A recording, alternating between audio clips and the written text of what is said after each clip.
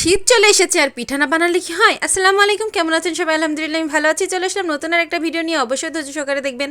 তো এই যে প্রথমে তো নারকেল ভেঙে নিয়েছি আর সেটা নারকেল কুড়িয়ে নিয়ে এই যে মানে নারকেলের পুর বানিয়ে নিয়েছি। এতে গুড় দিয়েছি, এলাচ দিয়েছি আর একটু ডালচিনি দিয়েছি, দিয়ে আমি ওটাকে সুন্দর করে জ্বালিয়ে শুকনো করে নিয়েছি।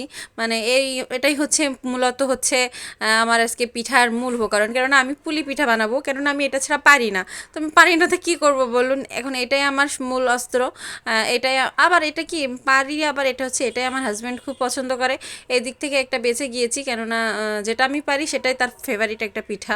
অন্য পিঠা যদি ফেভারিট হইতো তাহলে তো আমি পারতাম না। এটাই দুঃখজনক বিষয় ছিল তার তখন, এখন এই জন্য আনন্দজনক বিষয়, কারণ এটা আমি পারি, এটা তার ফেভারিট।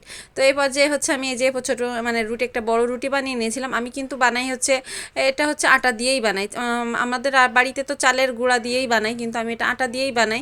আটা দিয়ে বানালেও কিন্তু একদম মচমচা, মানে কি বলবো, একটা অন্যরকম, এটাও মজা লাগে, খুবই মজা লাগে। তো এই যে প্রথমে হচ্ছে আমি একটা লেচি কেটে নিয়ে বানিয়েছিলাম, আর এটা হচ্ছে একটা ফুলের ডিজাইন করতেছি। মানে ফুলের ডিজাইনের জন্য প্রথমে এই যে গোল গোল যে দুই পিস নেওয়া লাগবে, মাঝখানে একটু নারকেলের পুর দিয়েছি, দিয়ে যে সূর্যমুখী ফুল যেটা।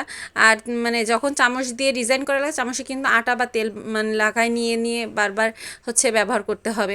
তো এবার যে আমার পিঠাগুলো যতটুকু মানে বানিয়েছি ততটুকু ভেজে নিই, কেননা ওদিকে ওয়েট করতেছে পিঠা খাওয়ার জন্য।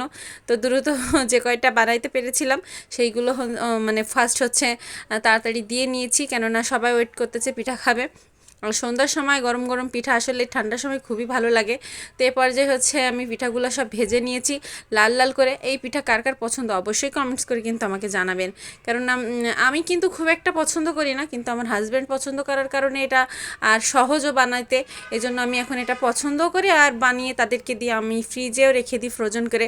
এই যেটা মানে এইভাবে না, যখন হচ্ছে আমি পুর দিয়ে ওইটা হচ্ছে সাইড সাইড করে ফ্রিজে রেখে দিই, ডিবে রেখে তারপর হচ্ছে একটা কৌটায় ভরে আমি হচ্ছে মানে আপনি চাইলে 1 মাস মানে ইউজ করতে পারবেন, 1 মাস পরেও খেতে পারবেন, ব্যবহার করতে পারবেন।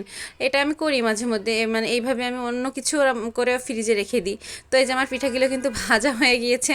তো আমি পর্যায়ে হচ্ছে সার্ভ করতে আসছিলাম, আমার মেয়ে তো মানে গরম পিঠায় হাত দিয়ে ফেলিয়েছে। তো সেটা আমি বলছি আম্মু গরম, তো বলছে হ্যাঁ গুম বলছে।